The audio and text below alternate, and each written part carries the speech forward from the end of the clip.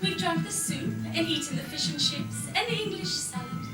The children have drunk English water. We've eaten well this evening. That's because we live in the suburbs of London and because our name is Smith. Potatoes are very good fried, in fact. The salad oil was not rancid. The oil from the grocer at the corner of the street is better quality than the oil from the grocer across the street. It is even better than the oil from the grocer at the bottom of the street. However, I prefer not to tell them that their oil is bad. However, the oil from the grocer at the corner is still the best. Mary did the potatoes very well this evening. Last time she did not do them well. I do not like them when they're well done. The fish was fresh.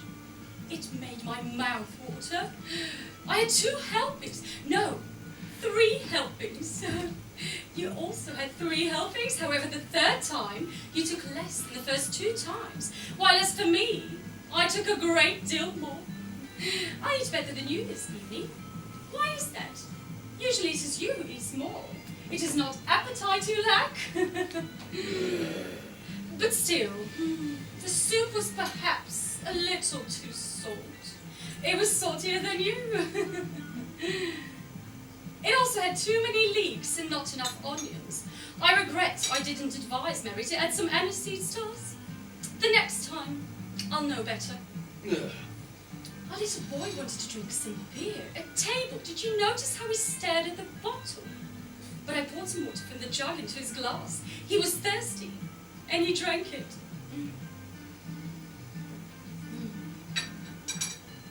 Helen is like me. She's a good manager, thrifty, plays the piano. She never asks to drink English beer. She's like a little daughter who drinks only milk and eats only porridge. It's obvious that she's only 2. She's named Peggy. The quince and beans pie was marvellous. It would have been nice, perhaps, to have a small glass of Australian Burgundy with a sweet, but I did not bring the bottle to the table because I did not wish to set the children a bad example of gluttony. They must learn to be sober and temperate.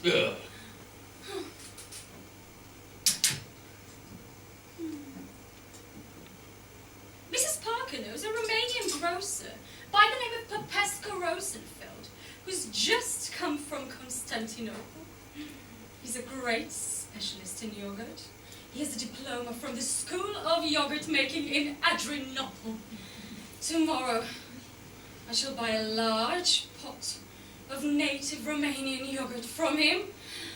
One doesn't often find such things here in the suburbs of London. Yogurt is excellent for the kidneys, the stomach, the appendicitis, and apotheosis. It was Dr. Mackenzie King who told me that. He's the one who takes care of the children of the neighbours, the Jones. He's a good doctor. One can trust him. He never prescribes any medicine he's not tried out on himself first. Before operating on Parker, he had his own liver operated on first, although he was not the least bit ill.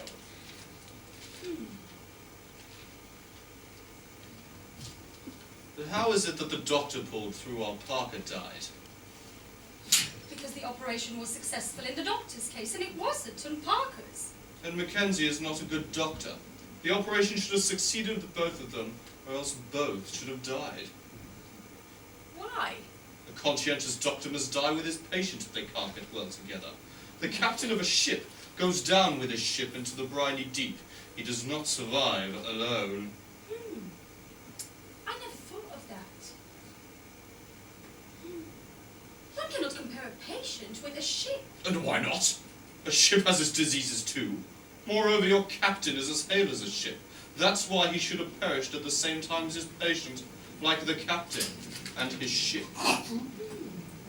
I never thought that. Perhaps it is true. And then, what conclusion do you draw from this? All doctors are quacks. And all patients too. Only the Royal Navy is honest in England.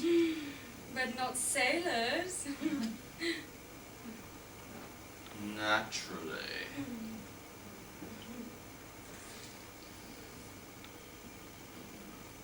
Here's one thing I don't understand. In the newspaper, they always give the age of deceased persons, but never the age of the newly born. That doesn't make any sense. I never thought of that.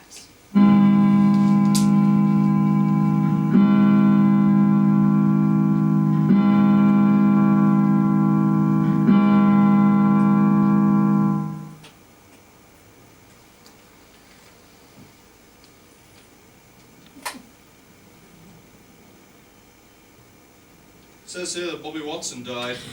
My God! The poor man! When did he die?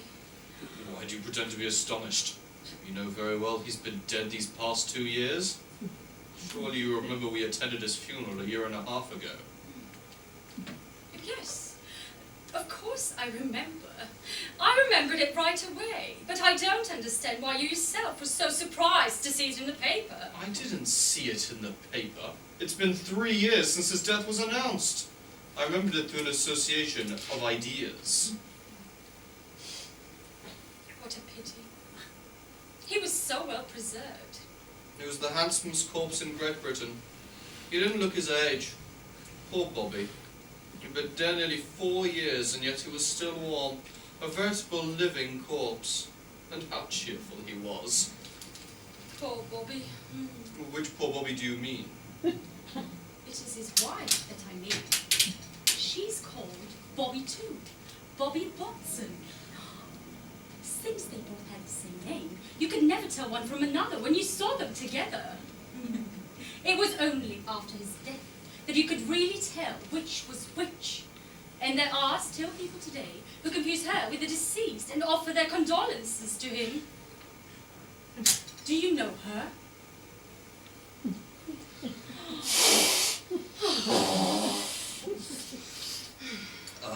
I only met her once, by chance, at Bobby's burial.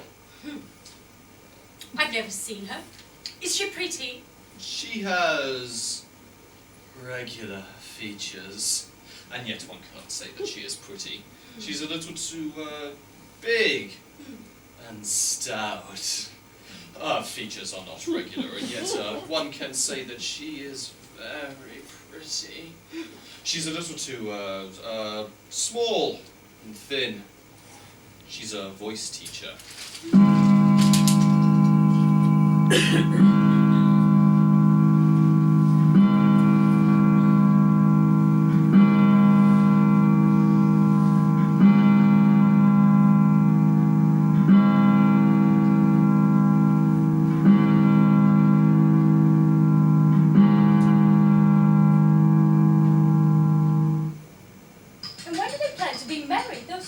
Next spring at the latest. We shall have to go to their wedding, I suppose. We shall have to get them a wedding present. I wonder what. Why don't we give them one of the 7 silver salvers that were given to us for our wedding and which have never been of any use for us? How sad for her to be left a widow so young. Fortunately, they had no children. That was all they needed. Children! The poor woman, how could she have managed? She's still young. She could very well remarry. She looks so well in mourning. But who would take care of the children? You know very well that they have a boy and a girl. What are their names? Bobby and Bobby, like their parents. Bobby Watson's uncle, old Bobby Watson, is quite rich and very fond of the boy. He might very well pay for the boy's education. That would be proper. And Bobby Watson's aunt, old Bobby Watson, might very well in her turn pay for the education of Bobby Watson's daughter. That way Bobby Watson's mother could remarry. Has she anyone in mind? Yes, a cousin of Bobby Watson's. Who? Bobby Watson? Which Bobby Watson do you mean? Why, Bobby Watson, the son of old Bobby Watson, the late Bobby Watson's other uncle. No. It's not that one. It's Bobby Watson, the son of old Bobby Watson, the late Bobby Watson's aunt. Are you referring to Bobby Watson, the commercial traveller? All the Bobby Watsons are commercial travellers. What a difficult trade. However, they do well at it. Yes, when there's no competition. And when is there no competition? On Tuesdays, Thursdays, and Tuesdays. 3 days a week? And what does Bobby Watson do on those 3 days? He rests and he sleeps.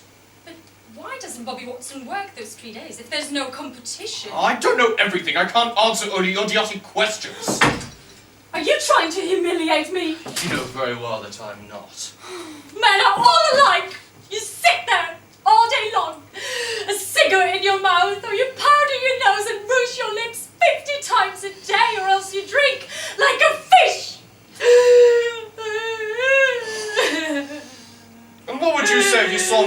like women do. Smoking all day, powdering, rouging your lips and drinking whiskey. It's nothing to me! But if you're only saying that to annoy me! I don't care for that kind of joking. You know that very well.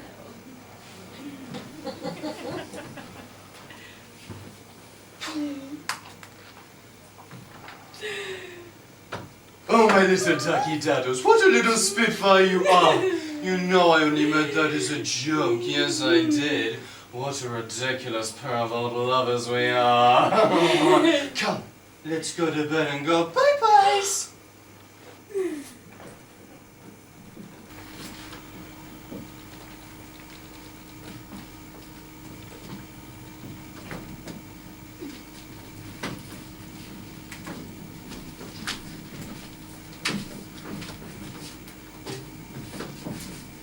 I am the maid. I have spent a very lovely afternoon.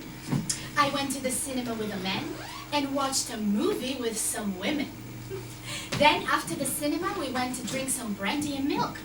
Oh, and we also read the newspaper.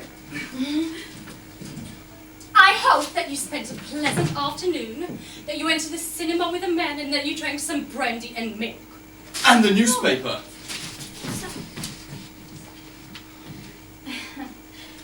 Mr. and Mrs. Martinez, your guests, are at the door. You know, they were waiting for me. They didn't dare come in by themselves. They were supposed to have dinner with you this evening. Oh, yes. We were expecting them, and we were hungry. Since they didn't put up an appearance, we were about to start dinner without them. We'd had nothing to eat all day. You should not have gone out! But it was you who gave me permission. Well, we didn't do it on purpose. Oh, okay.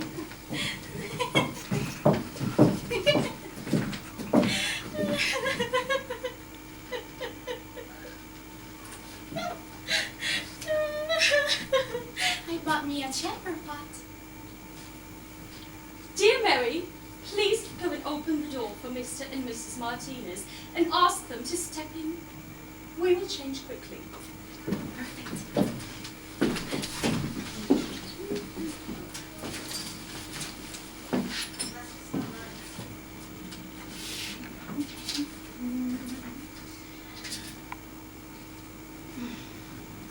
Now I will go and open the door.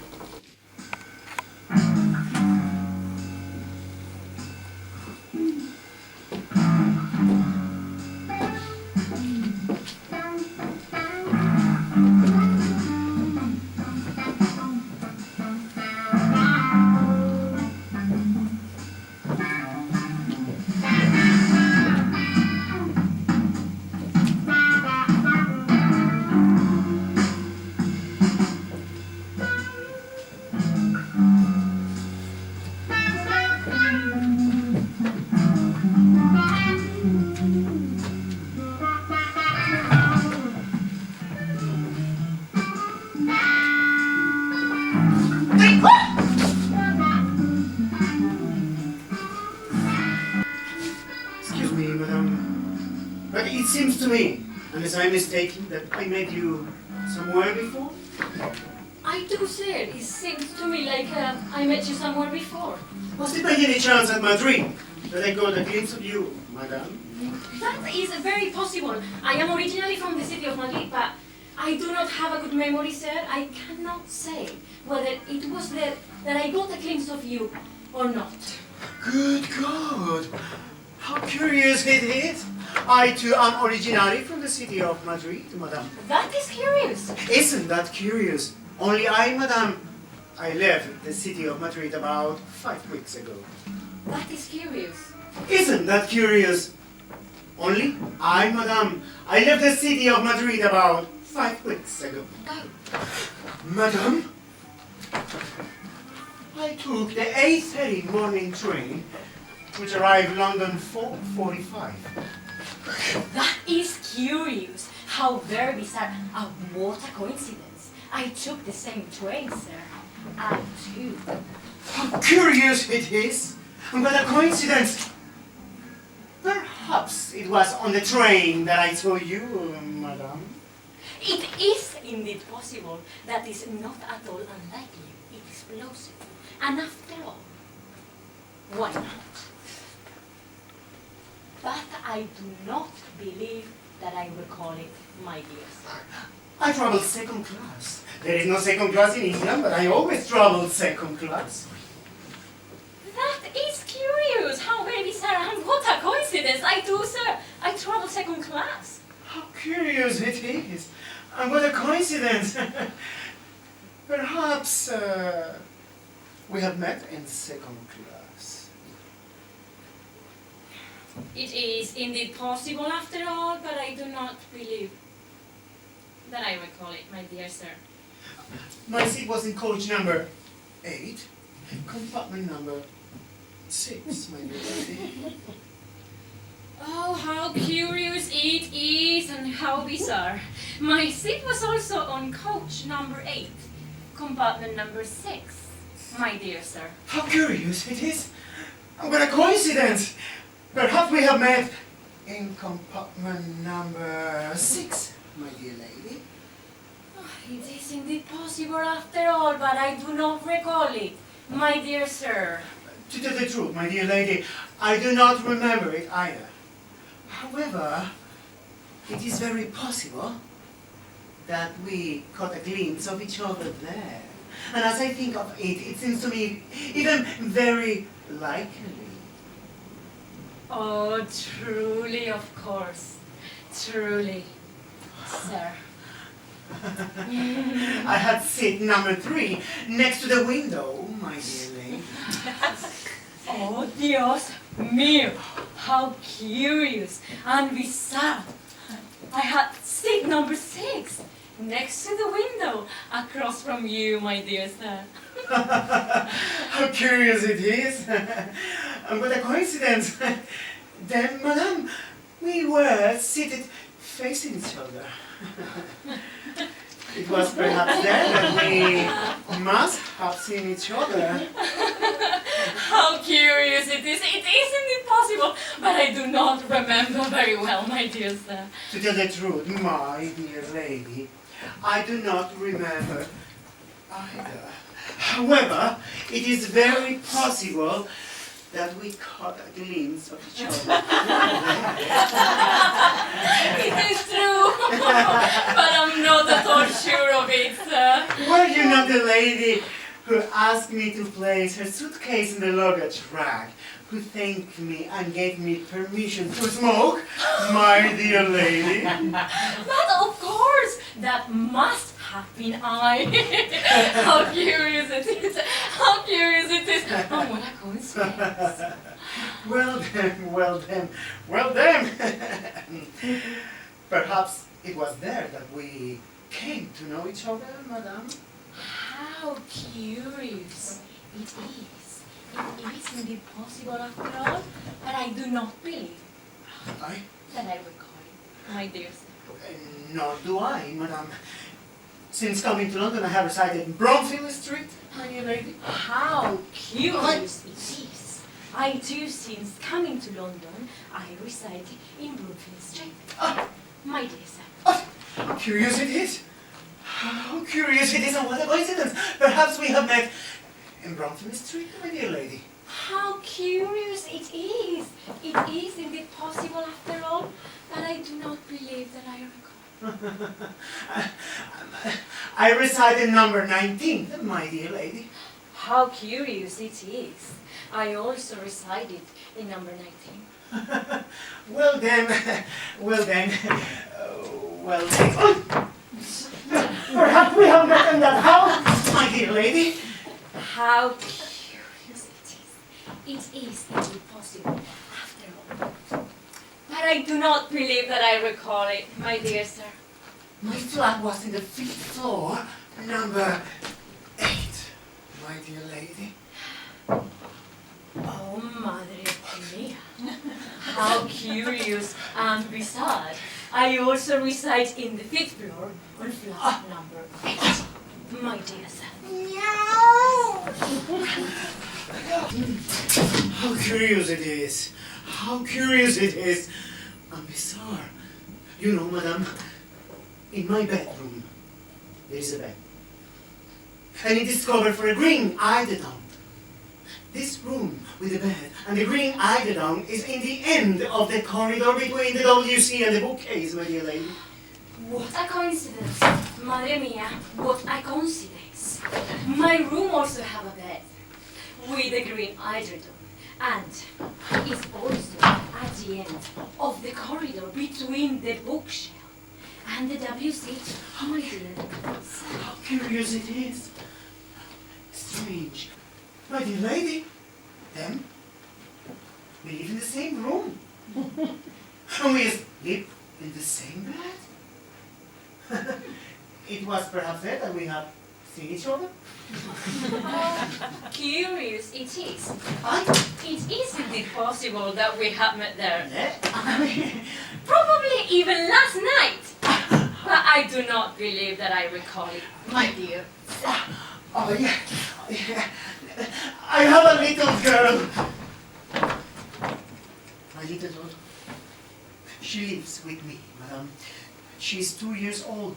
She has a white eye and a red eye. She is very pretty. Her name is Alice, my dear lady. What a bizarre coincidence. I have a little girl too.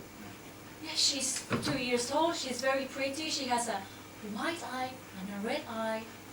And her name is Alice too, my dear sir. How curious it is. What a coincidence. And bizarre.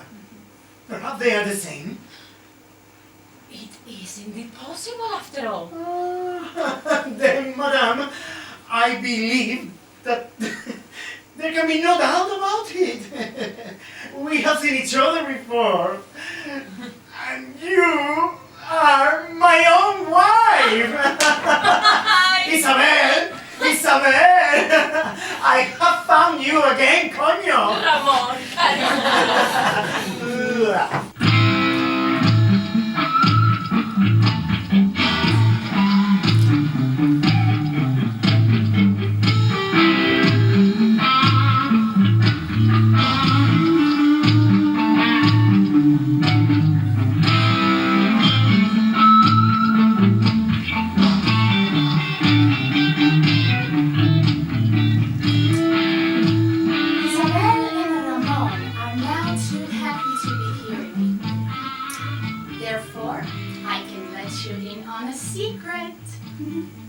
Isabel is not Isabel, and Ramon is not Ramon.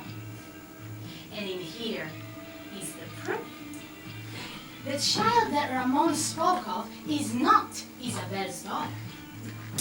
They are not the same person. In fact, Ramon's child has one white eye and one red eye, just like Isabel's. Whereas Ramon's child has one white eye and one red left eye.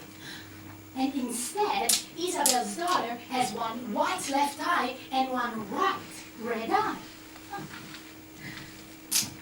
Thus, all of Ramon's system of deduction collapses when it comes up against this last obstacle, which destroys his whole theory. In spite of all coincidences which seem to be definite proof, Isabel and Ramon, not being the parents of the same child, are not Isabel and Ramon. It is in vain that she thinks she's Isabel, and it is in vain that he believes he's Ramon. She thinks he's Ramon, and he thinks she's Isabel. They are sadly deceived. But who is the real Ramon? And who is the real Isabel? And who has any interest in prolonging this confusion? I don't know. I don't know. And you know what? Let's not know. Let's leave things exactly as they are.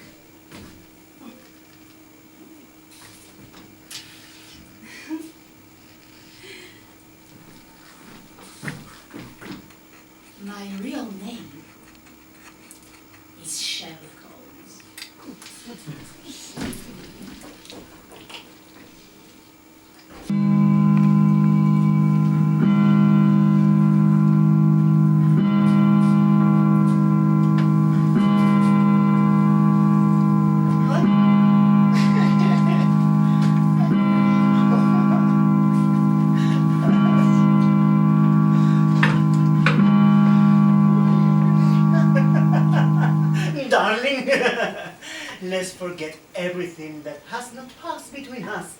And now that we have found each other, let's try to don't lose each other anymore. And live as before. Yes, darling.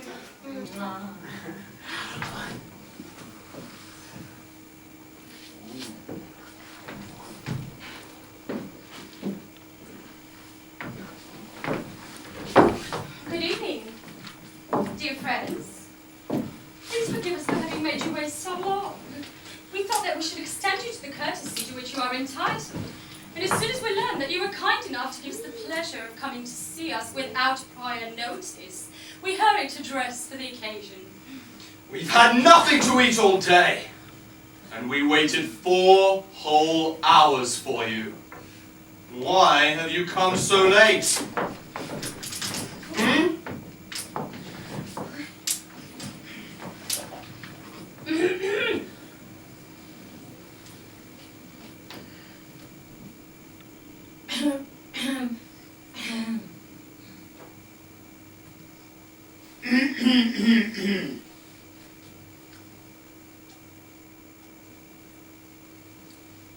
Oh, that definitely.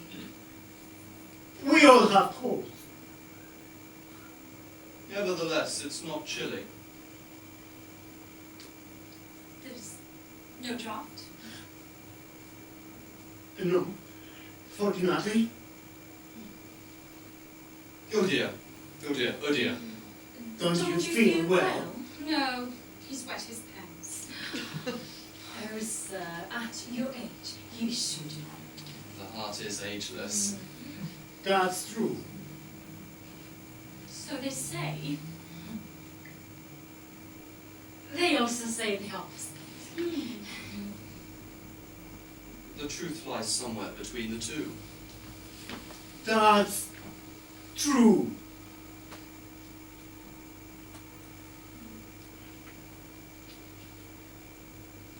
Since you travel so much, you must have many interesting things to tell us.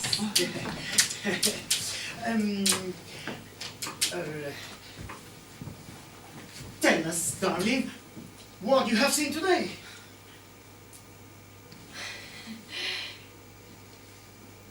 It's scarcely worth the trouble, for no one would believe me. Oh, we wouldn't dare question your sincerity. It will offend us if you think that. You will offend them if you later, my dear. Well, today I witnessed something extraordinary, something really incredible. Tell us quickly, darling. This is going to be amusing. At last. Well, today, when I went shopping to buy some vegetables, which are getting to be dearer and dearer. Where is this all going to end? You shouldn't interrupt, my dear. It's very rude. Well, at the end of the street, near a cafe, I saw a man, properly dressed, about 25 years old, or not even that, who... Who what? Who what? Don't interrupt, my dear. You're disgusting. My dear, it was you who interrupted first, you boor. Hush! Well, I'm sure you're going to think that I'm making this up, but he was down on one knee and he was bent over. Oh. Yes, bent over. Not possible. Yes, bent over. I went near him to see what he was doing. And? He was tying his shoelace, which had come undone. Fantastic! Well, if anyone else had told me this, I would not have believed it. Why not? One sees things even more extraordinary when one walks around. For instance, today, in the underground, I myself saw a man quietly sitting on his seat, reading his newspaper. What a character! Perhaps this was the same man. Goodness, someone is ringing! There must be someone there. I'll go and see.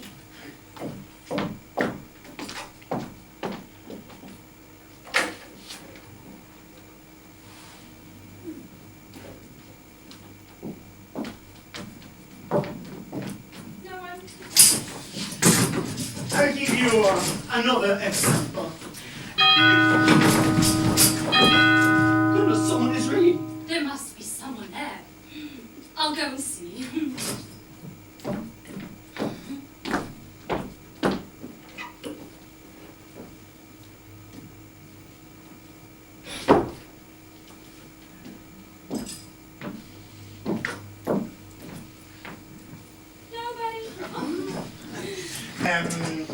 You were saying that you were going to give us another example. Yes. Goodness, someone is ringing! I'm not going to open the door again. But there must be someone there. The first time, there was no one. The second time, no one. Why do you think there's someone there now? Because someone has rung. That's no reason. What? When one hears the doorbell ringing, means someone is at the door ringing to have the door open. Not always. You just think otherwise. In most cases, yes. As for me, when I go to visit someone, I ring in order to be admitted. I think that everyone does the same, and that when one hears the doorbell ring, it means there's always someone there. That is true in theory. But in reality, things happen differently. You've just seen otherwise. Your wife is right. You women, you always stand up for each other. Well, I'll go and see. You can't say that I'm obstinate, but you will see that there's no one there.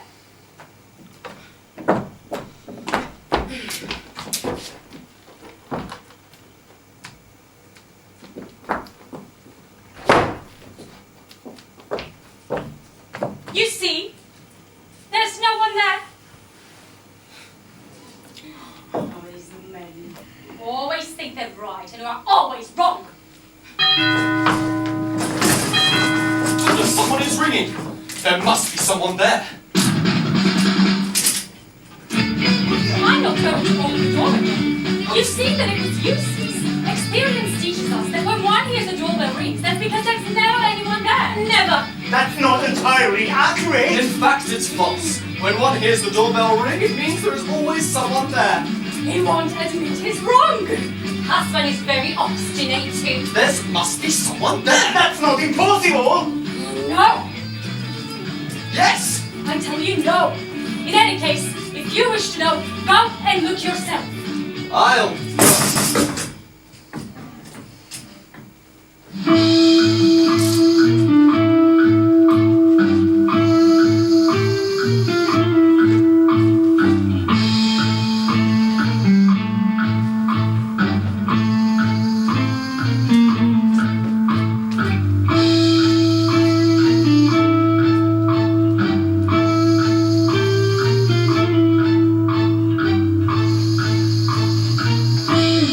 Well, hello. How do you do?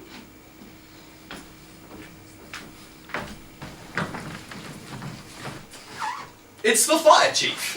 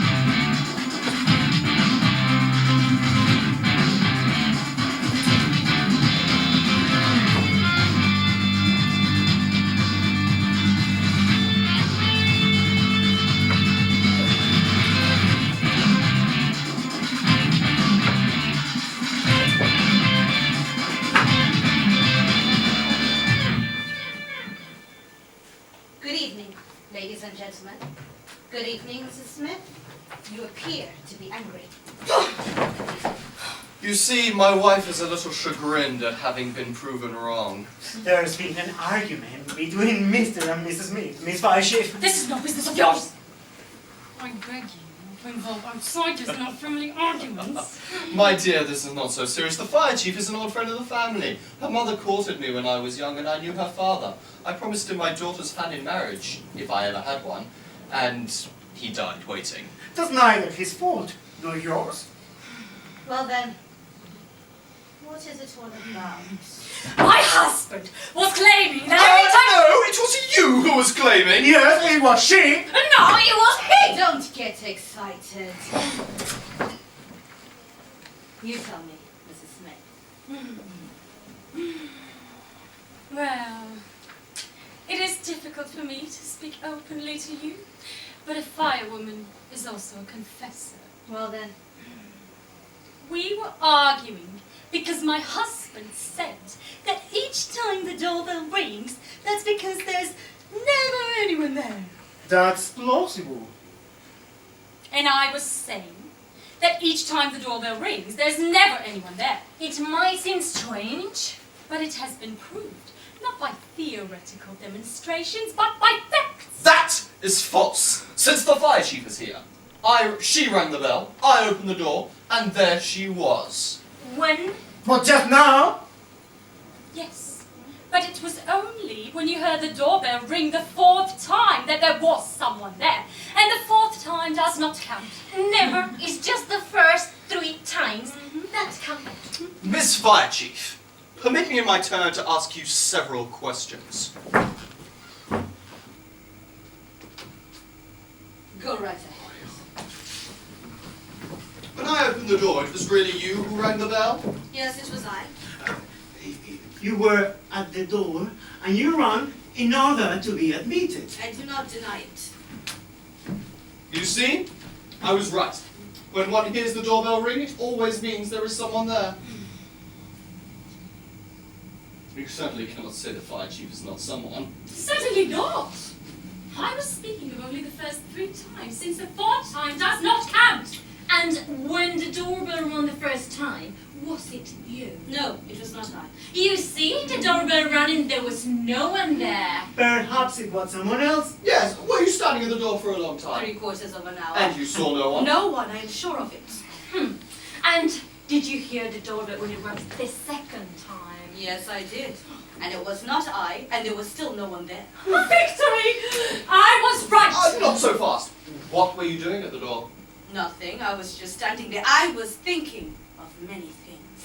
But the third time, were not you who rang? Yes, it was I. But when the door was open, nobody was in sight. That is because I had hidden myself as a joke. Don't make jokes, Miss Fire Chief. This business is too sad. In short, we still do not know whether, when the doorbell rings, is someone there or not. Never anyone. Always someone. I am going to reconcile you. You are both partially right. When the doorbell rings, sometimes there is someone. Other times, there is no one. It seems illogical to me. I think so too. Life is simple, really. Go on, kiss each other. We just kissed each other a little while ago. They kiss each other tomorrow, they have plenty of time. Miss Fire Chief, since you helped us settle this argument, please stay. Sit down for a moment and take off your helmet. Excuse me, I can't stay long. I should like to remove my helmet, but I haven't time to sit down. I must admit that I have come to see you for another reason. I am an official business. And what can we do for you, Miss Fire Chief? Pardon my indiscretion, but you do not mind? In front of them? Say whatever you like. We are old friends. They tell us everything. Speak. Well, is there a fire here? Why would you ask us that? It is because I have been given orders to extinguish all the fires in the city. Oh. Yes, all. I don't think so. I don't know. Do you want me to go and look? There isn't a fire here. I can't smell anything burning. None at all. You do not have a little fire in the chimney? Something burning in the attic or the cellar? A little fire just starting, at least? I'm sorry to disappoint you, Miss Fire Chief, but I do not believe there's anything here at the moment. I promise you that I will notify as soon as we do have something. Please do. It would be of great help. That's a promise. And there's nothing burning at your house either? No, unfortunately. Things aren't going so well No. just now. Very poorly. There's been almost nothing. A chimney, a barn. Nothing important. And as there are no profits, the returns and output are very meager. Times are bad. It's true all over. It's the same with business and agriculture as it is with fires. Nothing's prospering. No wheat, no fire. No floods either. But there is some sugar. That's because it's imported. But it's harder in the case of fire. The tariffs are too hard. All the same, there is the occasional asphyxiation by gas, but that's unusual too. For instance, a young woman asphyxiated herself last week. She had left the gas on. Has she forgotten it? No. Oh, she thought it was her coat. These confusions are always dangerous. Did you go to see the match dealer? No going there. He's insured against fires. Why don't you go to see the Vicar of Wakefield and use my name? I am not authorized to extinguish clergymen fires. The bishop would get angry. Besides, they extinguish all their own fires or they have them put out by Vestal virgins. Why don't you just go see the Rajas or the Patels? I cannot do that either. I am not authorized to extinguish their fires. They are not English, and they are yet to be naturalized. And unnaturalized citizens may have the right to have houses, but not the right to have them put out should they be burning. Nevertheless, when they set fire to it last year, it was put out just the same. Well, he did that himself, clandestinely. And it is not I who would report him. Neither would I. Miss Fire Chief, since you are not too pressed, stay a little while longer. You will be doing us a favor.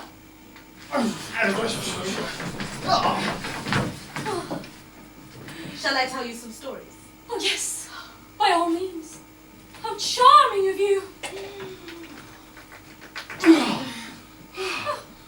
Yes, some stories. Hurrah!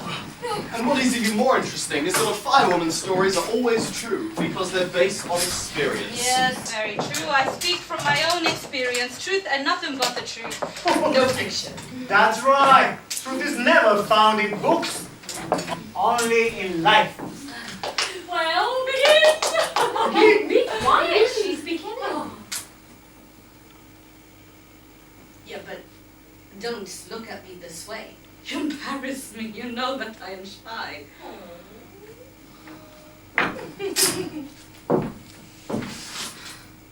Isn't she charming?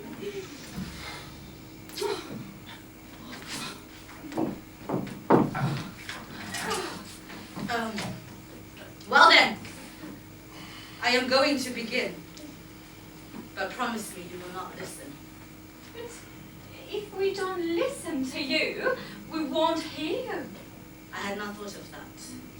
Told you, she's just a child. Sweet child. Gina. Gina.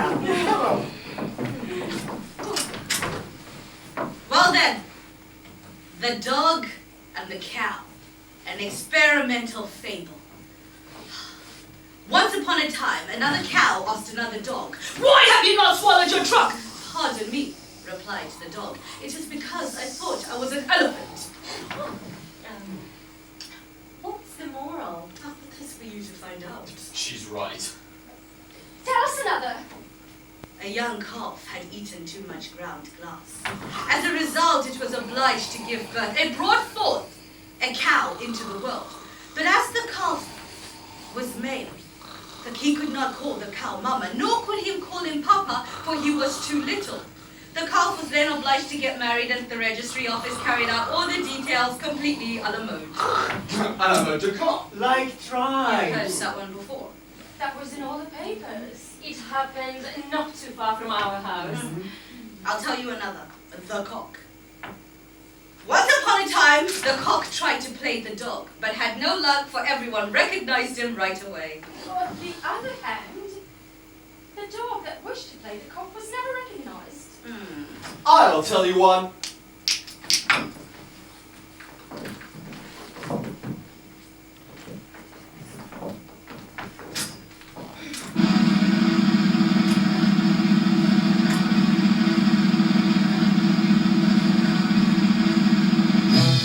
Ladies and gentlemen, you are in for a treat because tonight, for one night only, performed by our very own Mr. Smith, is a very special performance of the amazing story that everyone can't stop talking about. A story of love, betrayal, and tragedy. Ladies and gentlemen, I give you the story of the Snake and the Fox. Once upon a time, a snake came up to a fox and said, "It seems to me that I know you." "Me too," the fox replied. "Well then," replied the snake, "give me some money." "A fox don't give money," replied the tricky animal, who, in order to escape, jumped into a ravine.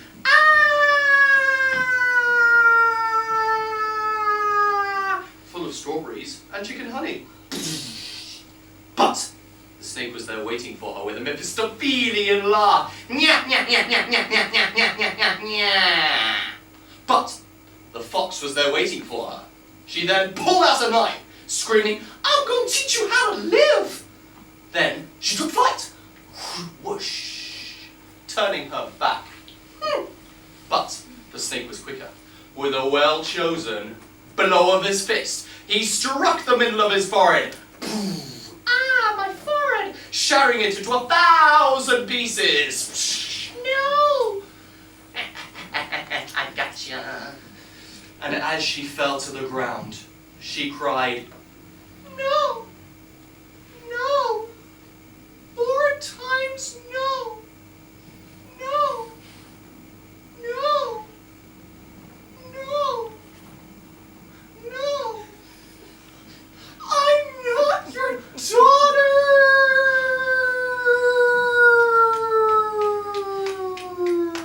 Splat. Interesting. That's not bad. My congratulations. It's not too good. I've heard it before. But it wasn't even Terrible. Now is your turn, my dear. I only know one. I'm going to tell it to you.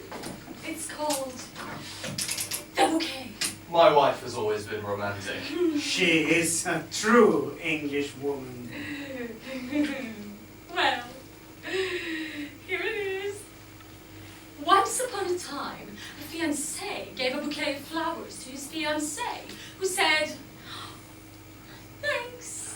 But before she had said, "Thanks," he, without saying a single word, took back the flowers he'd given her in order to teach her a good lesson, and he said, "I take them back." He said, "Goodbye," and took back the flowers and went off in all directions.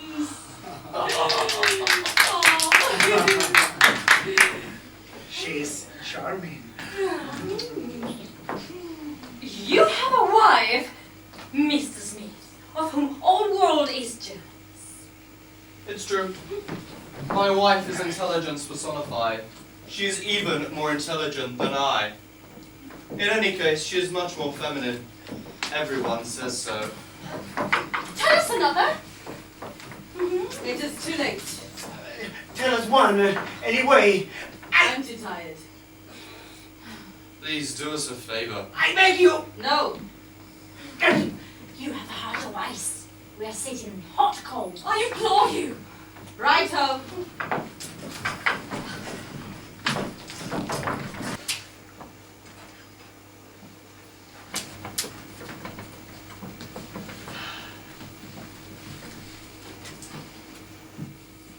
She agrees. She's going to bore us again. No luck. I was too polite.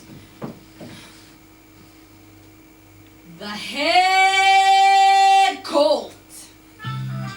My brother-in-law had on the paternal side a first cousin, whose maternal uncle had a father-in-law, whose paternal grandfather had taken as his wife a first cousin, who had married a young native, who had found a brother on one of his travels, who had married a girl of whom he was enamored and by whom he had a son, who married an intemperate lady pharmacist who was none other than the niece of an unknown fourth-class petty officer of the Royal Navy, whose adopted father had an aunt who spoke Spanish fluently, and who was perhaps the granddaughter of an engineer who died young, himself the grandson of the owner of a vineyard which produced mediocre wine, but who had a first cousin, a stay-at-home sergeant major, whose son had married a very pretty young woman, a divorcee, whose first husband was the son of a very loyal patriot, whom, in the hopes of making his fortune, had managed to bring up one of his daughters so she could marry a footman who had no Rothschild, and whose brother, after changing his trade several times, married and had a daughter whose stunted great-grandfather wore spectacles that had been given to him by a cousin of his. The brother-in-law of a man from Portugal, natural son of a miller, not too badly off, whose foster brother had married the daughter of a former country doctor, who himself was the foster brother of the son of a forester, who himself was the father of another country doctor, married 3 times in a row, his third wife. I know that third wife, if I'm not mistaken. She ate chicken sitting on a hornet's nest. It's not the same one. As I was saying, whose third wife was the daughter of the best midwife in the region, who, early left a widow, Like my wife. had married a glazier so full of life, and by the daughter of the station master had a child who had burnt his bridges. His bridges? Not his bridge game. And had married an oyster woman whose father had a brother, mayor of a small town, whose first wife, a school teacher, had a cousin, a fly fisherman, A fly by night. whose cousin had married another school teacher named Marie too, whose brother had married another Marie, also a blonde school teacher, Since she's blonde, she must be Marie. and whose brother had been raised in Canada by an old woman, niece of a priest, who, like everybody else, had a grandmother, and like everybody else, caught a cold in the winter. A curious story. Almost unbelievable. If you catch a cold, you should get yourself a cold. A useless precaution, but absolutely necessary. Miss Fire Chief, I didn't get this story very well. When we got to the part of the grandmother of the priest, I got all mixed up. One always gets mixed up in the hands of a priest. Oh yes, Miss Fire Chief. Begin again. Everyone wants to hear. I shan't be able to do that. I am on official business. Well, it depends on what the time is. We don't have the time here. But the clock. It runs badly. It's contradictory, and always indicates the opposite of what the hour really is. Madam, sir. What do you want? Oh, What have you come in here for? Well, actually, if Madam and Sir allow me, and these ladies and gentlemen too. Hello. I would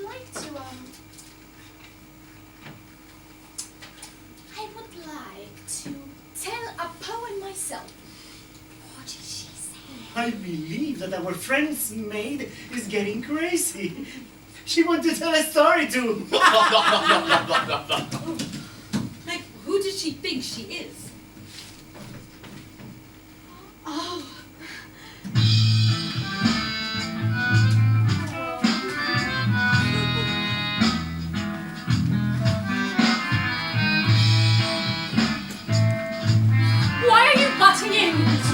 entirely uncalled for, Mary. Oh, but it is she. Incredible. Yes. Incredible, incredible. Here. What does all this mean? You know each other. Oh, and how? Oh, baby. I was so looking forward to see you at last. Oh, this is too much. Here, in our home, in the suburbs of London. It's not proper. Oh, but it is she who extinguished my first fires. I know, I'm your little fire hose. If that is the case, my dear friends, these emotions are understandable, human, honorable. That's it, all. Human and honorable. Even so, I do not like to see it. Here, among us. She's not been properly brought up. You have too many prejudices.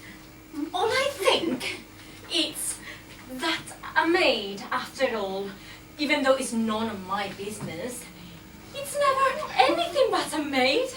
Even if she can sometimes be rather a good detective. Well, let me go. Oh, no, baby, no. Don't worry. They're not that bad, I swear.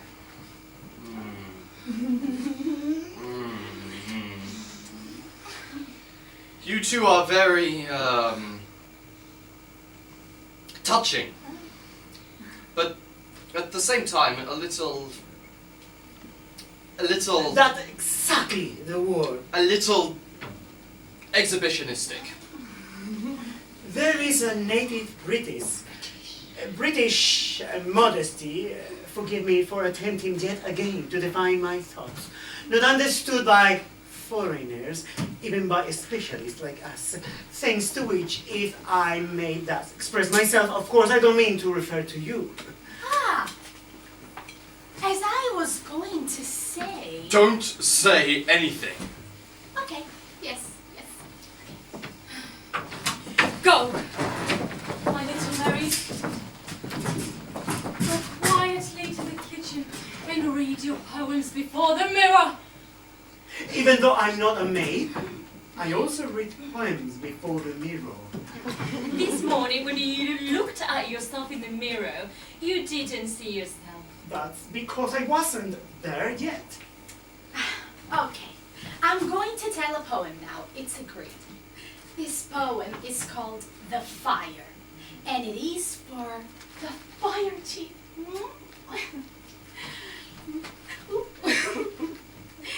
Okay, I'm going to begin now. The fire.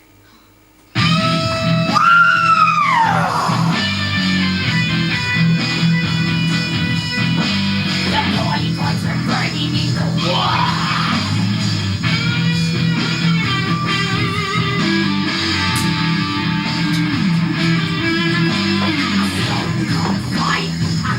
Caught fire, the forest caught fire, the men caught fire!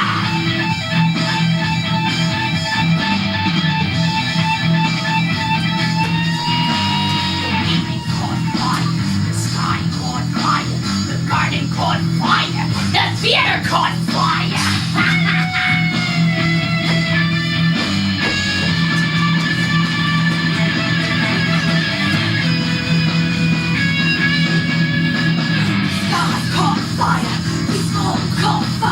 The ashes caught fire! The fire caught fire!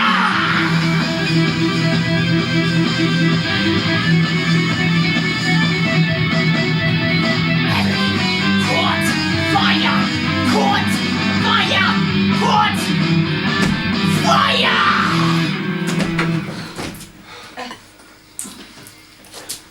That sent chills up to my spine. Yet there is a certain warmth on those lines. I thought it was marvelous. All the same.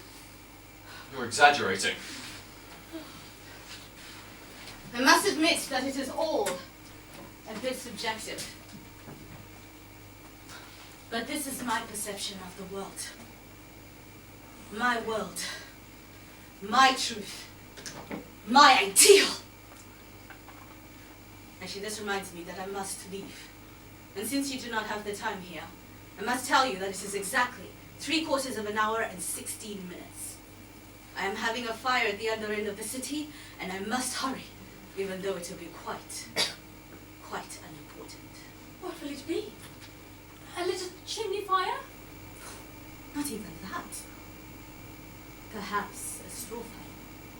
Or maybe a little hot burn. Well, we're sorry to see you go.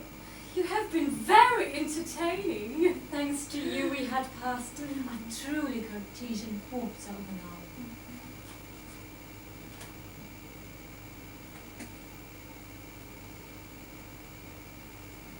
Well, speaking of that, the bold soprano?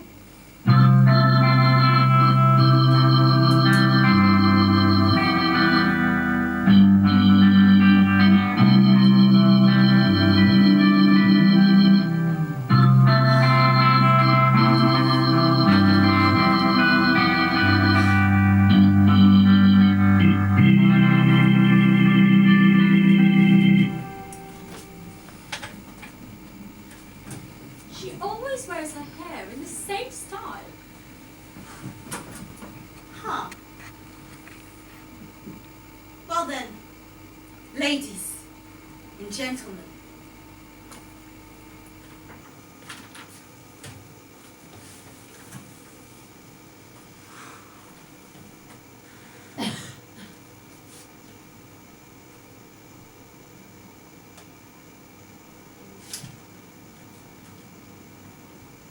goodbye.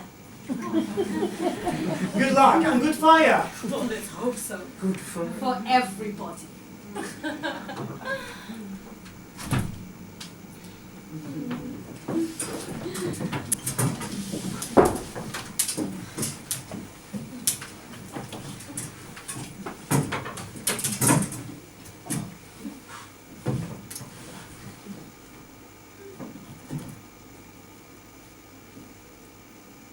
I can buy a pocket knife for my brother, but you can't buy iron for your brother.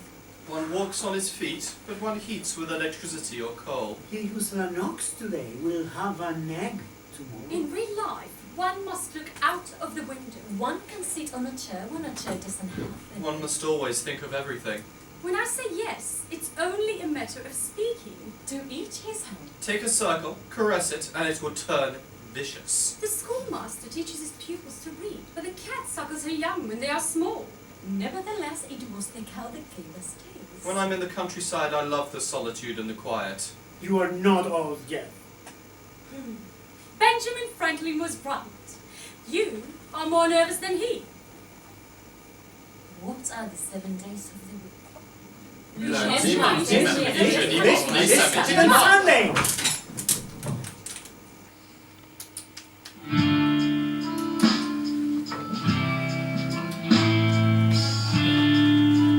Don't be turkeys. Rather kiss the conspirator. I prefer a bird in a bush to a sparrow in Mice a have Rather lice. to kill a rabbit. Lice have To mice. sing in the garden. Mice have lice. I'm looking for a Monophysite Lice priest have to marry our maid. If I give you my mother-in-law's secret, One can prove that the social progress is the indicate better Rather I snake and shall don't lead know. the Enough is I can't make myself understood. Cockatoos. I don't know what to make myself understood. I don't know how to stand David or what Please, the Pope, the That's Pope, how the all the horoscope, the horoscope. see me on my windmill. All the idea to come and see me on my windmill. Seduce.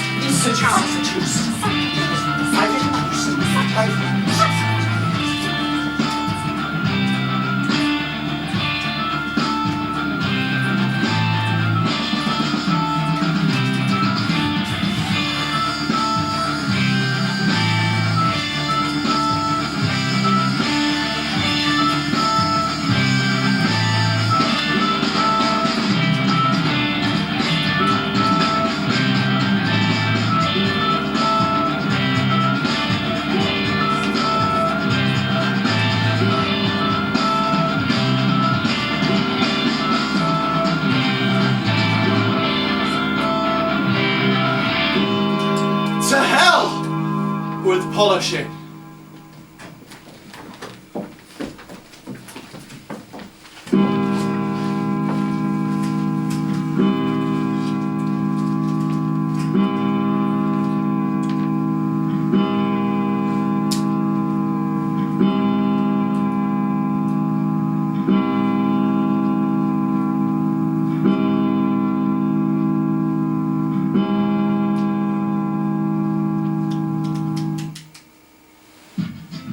Vaya, ya son las 9. Hoy hemos tomado sopa, patatas con tocino, ensalada española. Los niños han bebido agua española.